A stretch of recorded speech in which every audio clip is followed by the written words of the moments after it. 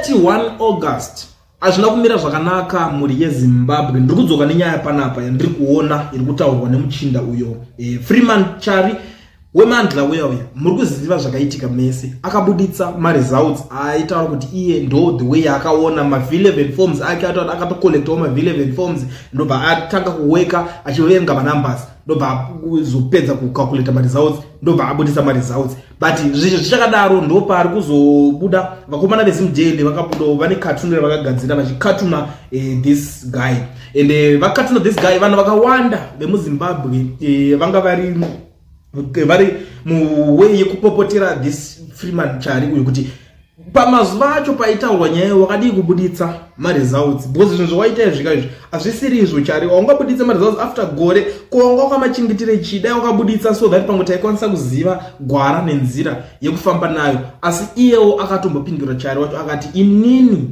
chikonzero chakaita kuti ndisabuditse results aya in time handiti inyaya yekuti zvoni ndakaona kuti inini sadhaki yatouya ikataura kuti this election ranga risiri bho, saka ndakaona kuti ndikada kumabuditsa zvotanga pamwe ndakundogadzirisa legitimacy yevakomana vanga vanzi they illegitimate ukuzvona. Saka anotaura kuti results akatorigwa before but apa panyika yakaitwa iyi masystems aripo ndo zvaakakwanisa kucollecta results. But ndiri kuzoona veZimDaily vagadzira cartoon iyoyo pane mashoko akatanga kufambiswa nevanhu pataura zvakasiyana siyana the likes of ana opo chimwono vakataura kuti no this is not right, aungabuditse muchigadzira munhu muchikatuna munhu zvakadai so because at the end of the day Freeman Chari uyu akaita zvinhu zvakawanda muZimbabwe kutodarika ma-opposition leaders mamwe ma-opposition MPs machinchi vazhinji muno muZimbabwe akaita zvinhu zvakawanda for struggle.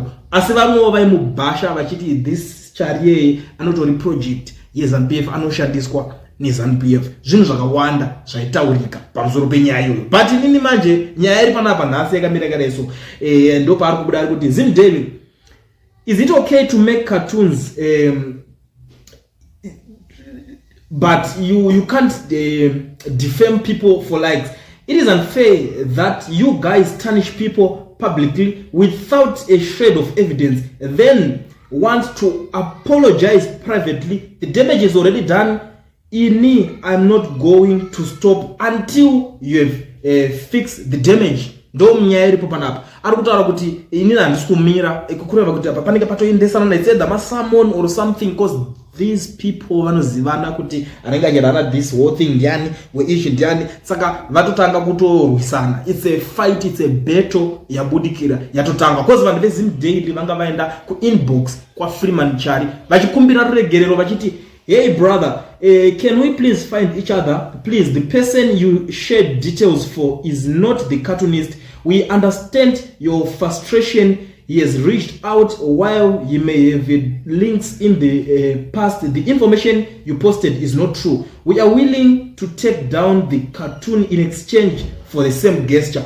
Hope we can reach an amicable resolution for the sake of the struggle which both our platform represent. Ndo mashoko avari kutaura because Freeman Chari akabva angopostwa right this guy uyu ndiye achase andikirikina saka kwako exposana ndimimi ndimandidai zanzi iwo ndo watidai and stuff ava kuti guys muno mabuditsa iye haasiriye please bvisa zita remunhu iye bvisa vichinchi. I'm sure panenge pane mamwe macharges ari kuitika ndo nyaya yacho kwayasvika iko chinezvi muri kuzviona muri Zimbabwe. But ndiri kuzoona vana veZimbabwe vari kuipindira nyaya iyoyo iri kutengwa vachitaura vamwe vari kutsigirana naFreeman Chari vamwe vari kutsigirana neZimDaily. Ameno iwo uri kutsigiranawo nani wakatarisa nyaya because panapa ndiri kusangana newo kutanga ari kuti when we told them yesterday that this is bad vaitoganza kanzi vakomana vacho vakamboudzwa vakata nharo vakati umwe wakati ZimDaily messed up big time. Touch not Freeman. He has done a lot for Zimbabwe. The war X and Facebook needs an apology. Vanhu vova kunzinga vakumukumbira ruregerero vanhu vaitaura zvakazita rake pa X vamwe kuti mistakes anowanika tauriranai vakomana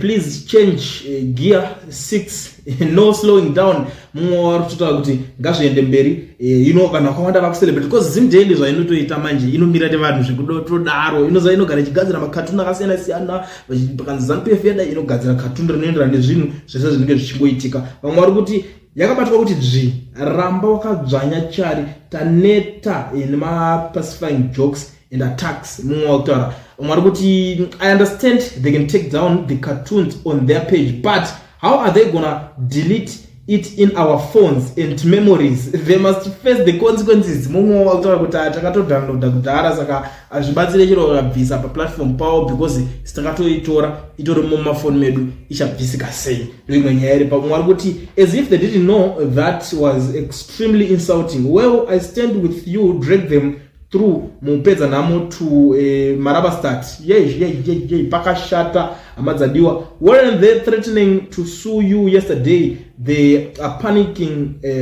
they're picking fights every 3 days. But the fact that the cartoon is still there and is now being used as a bargaining tool. You know, cartoon ratenderera. Cartoon rikufamba vanhu vese vanaro everywhere. Ma WhatsApp status, ma different platforms. Ivo vanhu vanobvisa pa Facebook nebachinji pawo, but zvinozonetsa kuti votozokwanisa kubvisa rinenge rine tag kuti rizobviswa kune mamwe ma platforms because chinje kuti chinenge chaenda. Mwari kuti Freeman Chari has done much for the struggle for all the sundry. It is disheartening that we are fighting the wrong people who are actually fighting in our corner. Mumwe arikutaura kuti ayo Chari akatoita zvinhu zvakawanda, why tiri kumurwisa. Mwari kuti how cross even more insulting is coming to DMs. Why didn't they do DMs to begin with? Now you have others saying Freeman Chari missed just cause they fed nonsense. Because nyaya yakaitika apa ndiri kuona ndekudai so vanhu vakatanga kucelebrate kuti uya atakwa zvanzi Chari atodhingera iZANU-PF project. Saka Chari ado vanyozovaratidza kuti mungandibhule pakadaro, mungandidaro muchindinhingirira muchinditanisha zita. Kozi vanhu vanga kutotanga kuti Chari anoshandiswa neZANU-PF, zvakaita nezveZANU-PF. Saka apa kutonzi alright, mimi mirai titese tiendere mberi. Because uyu chakumurwadza Chari ado kutry kuzviprotecta kuti haina ringambonzi ndiri munhu weZANU. Because hakuna kubowa munhu ari kuita zvinhu zvenyikrini zve struggle. Chingomudza kuti munhu weZANU-PF iye asiri. Unomubawa kusvika pedzisira zvasiyana nevamwe vanhu vekuti vakaita sana Nigirikini vana Hope nanani vekuti ukamudza izvo zvanongoti ainini I'm just a journalist, takazvijaira zvekutukwa zvatipindure vanhu handikuzviona. But munhu akaita sana Nigirikini vamwe vekuti vanenge vari mustruggle ukamudza kuti iwe uri munhu weZANU-PF unenge wamubawa kusvika pedzisira. Saka ipapa anotoda kuti inini zvimwe zvese mungatondiudza but not kuti nditi munhu weNigirikini ndozvandisiri kuda. Umwe ari kuti I always remember the story about your spiritual journey. I pray that you allow God to use you the way he wants to. Umwe ari kuti there is no apology here, you are just self-pitying bra. Ndikoko pakashata amadzadiwa. Iye Chari wacho ari kuzotaurawo kuti at the end the results were not from ZEC.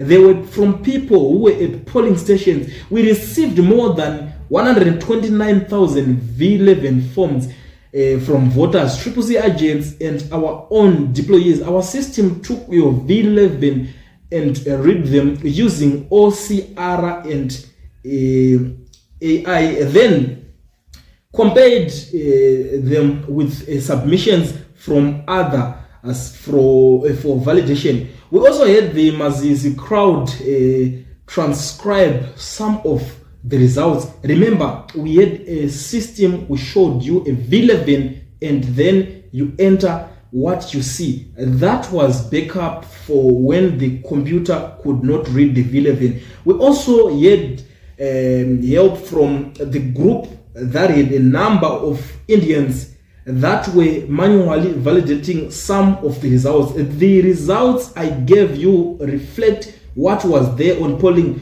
day. They don't tell you about the thousands who could not vote because they were moved from their polling stations, or those who could not vote because there were no ballots in Harare.